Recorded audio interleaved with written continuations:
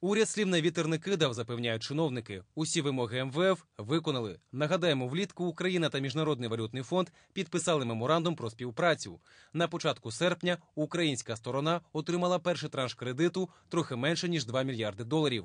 Щоб розраховувати на гроші далі, Київ, зокрема, повинен зменшити дефіцит бюджету 2010 до рівня 3,5% від ВВП, запровадити гнучкий валютний курс гривні, завершити рекапіталізацію банків, зменшити заборгованість з відшкодування ПДВ до 3 мільярдів гривень, знизити рівень грошової бази до 224 мільярдів гривень, встановити допустимий рівень чистих внутрішніх активів, а це 77 мільярдів гривень.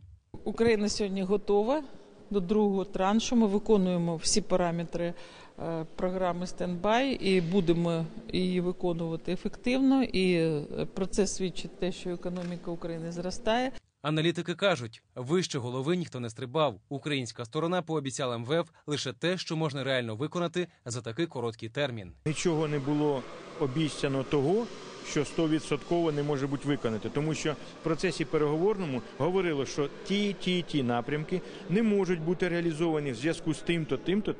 Тобто ніхто нікого не заводив, як кажуть, блуд. Ніхто нікому не обіцяв нереальних речей. А всі ті моменти, що касаються оподаткування, тарифів, інші, які обіцяні, всі вони виконані. Чи покриватимуть грошима від МВФ дефіцит бюджету, поки що невідомо. У Держскарбниці коштів не вистачає. Але деякі експерти кажуть, згідно з домовленостями із фондом, окрім першого траншу, наступні мають йти на поповнення золотовалютних резервів країни.